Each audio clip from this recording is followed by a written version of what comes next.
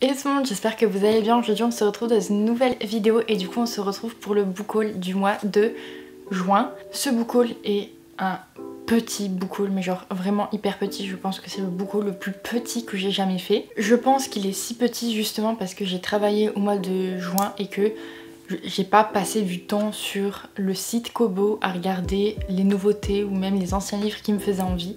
Et je pense que c'est pour ça que j'ai pas tant craqué que ça. On n'a pas de livres papier pour ce mois de juin, mais on a des livres numériques en français et en anglais. Et donc comme d'habitude, on commence avec les livres en français et on terminera avec les livres en anglais. Donc on va commencer avec le premier roman qui est 6 mois par an. C'est un livre que j'ai pris en français puisque la version originale c'est de l'espagnol et je n'ai jamais fait espagnol, donc je n'allais pas prendre la version originale, mais j'ai pris celle en français puisque j'entends énormément de très bons retours sur ce livre, que c'est un livre qui m'intrigue énormément puisque c'est un livre qui parle du thème LGBTQIA+, et donc c'est un thème qui m'intéresse beaucoup, dont j'aime beaucoup lire des romans, des romances, et donc je n'avais pas encore craqué pour celui-ci et là il était en promotion. Alors je me suis dit c'est le moment de craquer et donc je l'ai pris. Donc les thèmes qu'aborde le livre c'est romance, LGBT, fantasy, comédie young adulte. Donc je n'en sais pas plus. Je sais juste que c'est un livre que j'ai énormément vu passer et qui m'intrigue beaucoup. Et je pense qu'en été il est super bien à lire. Et donc dernièrement j'ai très envie de lire des romances contemporaines, toutes mini. Et donc je pense que c'est la bonne période pour l'acheter, même si je pense que je pourrais pas le lire cet été. Puisque comme je le dis et je le répète, j'ai un rythme de lecture très lent ces derniers temps. Et donc voilà, je lis pas beaucoup et l'envie de lire est pas spécialement là, du coup je lis un petit peu de temps en temps. Mais j'arrive plus à me faire de grosses sessions, à lire un livre d'un coup.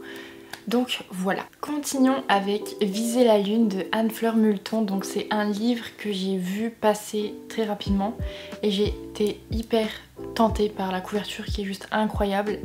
Et donc je suis allée voir les thèmes qu'elle abordait et puis j'ai craqué. Alors comme thème on a littérature jeunesse, youtubeuse, amitié, jeux vidéo, et je viens de voir qu'on a 3 tomes sur cette saga et que tous traitent de sujets différents et donc ça donne trop envie de plonger dans cette lecture. Genre elle a l'air vraiment incroyable et puis vous verrez de toute façon la couverture du tome 1 elle est magnifique et je viens de voir que les couvertures des autres tomes sont tout aussi belles. Le nom de la saga c'est Allo sorcière.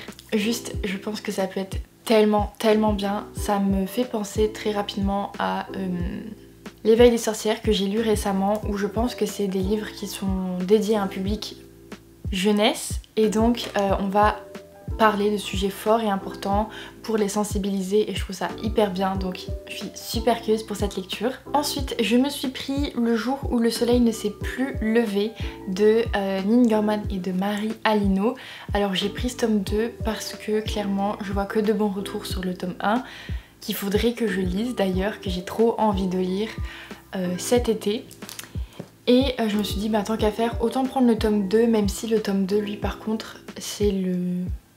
On m'a dit que c'était le tome 1 mais du point de vue d'un autre personnage. Du coup je pense que je vais pas les enchaîner ces deux là. Et donc pour les thèmes qu'aborde le tome 1, on va avoir road trip, romance, homosexuelle, aventure, adolescent, et ça a l'air juste incroyable. Vraiment ce livre, il a l'air ouf, j'ai trop envie de le lire, ça fait tellement longtemps que je l'ai, que j'ai envie de le lire et que je me lance pas parce que j'ai juste peur de cette lecture, elle m'effraie tellement. Donc je me suis encore jamais lancée mais j'ai très envie de me lancer là cet été. Alors j'espère que je vais pouvoir me lancer cet été. Ensuite je me suis pris le tome 3 partie 1 et partie 2 de Surnaturel, donc c'est Hécatombe. Je me suis enfin décidée à prendre les 2 derniers tomes de la trilogie parce que je me suis dit j'ai déjà tout qui est au complet. Il me restait juste ces 2 derniers tomes, je me suis dit est-ce que vraiment je vais la laisser incomplète pour 2 tomes or que j'en ai déjà acheté 4. Du coup bah voilà j'ai craqué et puis c'était un mois assez léger comme je vous ai dit. Du coup je me suis dit bon je peux me permettre de me prendre ces 2 tomes. Du coup maintenant je n'ai plus aucune excuse, il faudrait que je me lance dans la lecture de Surnaturel. Il me semble que j'avais lu vraiment le premier chapitre ou les 2 premiers chapitres sur Wattpad. Pour les thèmes abordés sur ce livre, on a fantastique, romance, paranormale, amitié, fantasy, amour. Donc voilà, je veux dire, je pense qu'on peut pas se tromper avec ces thématiques avec moi. Donc j'ai trop hâte de lire ça. J'ai envie de lire tellement de livres, tellement de sagas en ce moment, mais j'arrive pas à finir la lecture que j'ai en cours parce que la motivation n'est pas là, donc je comprends pas ce qui se passe. Il faut que je me motive un petit peu là parce que ça va plus. Ensuite, je me suis pris Désenchantée puisque j'en ai entendu parler sur la chaîne de Piketty Bookin. Donc elle en a parlé et ça m'a donné vraiment envie. Ne me demandez pas le résumé, je l'ai déjà oublié. Je ne sais plus du tout de quoi ça parle, mais je sais que ça m'avait énormément intriguée. Et que ça m'avait intriguée dans le sens où c'est une lecture que je ne lis pas du tout habituellement, mais le résumé avait l'air vraiment cool. Et donc voilà, j'ai craqué. Pour les thèmes abordés, on a enquête, disparition, amitié, féminine, année 1990. Ça m'a vraiment donné envie, le résumé qu'elle en a fait. Et puis c'est une lecture que j'ai pas du tout l'habitude de lire. Et donc je me suis dit pourquoi pas prendre ce livre qui sort de ma zone de confort pour découvrir d'autres genres, autre chose. Et donc voilà, j'en avais très envie sur le moment, donc je l'ai pris. Je regrette pas du tout parce que j'ai très envie de le lire encore maintenant. Mais ouais, je suis contente des fois de sortir de ma zone de confort, de prendre d'autres lectures parce que voilà, ça me fait découvrir plus de choses. Je reviens super vite parce que j'ai oublié de vous en parler, mais je me suis pris l'intégrale des tomes de Demon Slayer, enfin du moins jusqu'au tome 22 puisque le tome 23 sort en juillet, que à l'heure actuelle je l'ai déjà lu, donc j'ai l'intégrale de Demon Slayer sur ma liseuse. En juin j'ai craqué aussi, je me suis pris les tomes de Demon Slayer. Donc en VO on commence avec Forging Silver into Stars, donc c'est un livre qui me fait vraiment envie puisque Brigitte Kammerer. Et donc en thème abordé on a fantasy, magie, young adulte, LGBTQ et je crois bien que c'est une nouvelle saga ou alors un one shot, je sais pas trop, mais voilà, ça a l'air super sympa. J'ai encore jamais lu de roman de Brigitte Kammerer, mais j'en ai plein dans ma pile à lire qui me font très envie.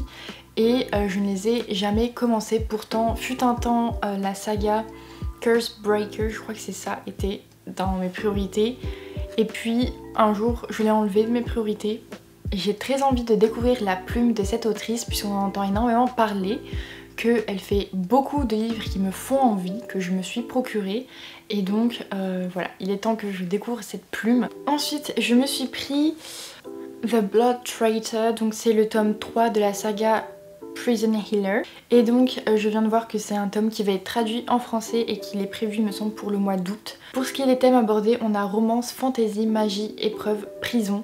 Et ça a l'air plutôt pas mal. Je dois avouer qu'au départ j'avais pris cette saga parce qu'il y avait les thématiques qui me plaisaient beaucoup, mais aussi parce qu'il y avait un petit avis de Sarah Dimas qui est beaucoup trop mis en avant, mais c'est pas grave. Donc ça m'avait intriguée, je suis allée voir le résumé, tout ça, et j'avais beaucoup aimé. Ça fait quelques temps maintenant que le tome 1 est sorti, que je continue à acheter la suite, mais que j'ai toujours pas lu le tome 1, et pourtant ça a l'air vraiment bien, ça me fait toujours trop envie.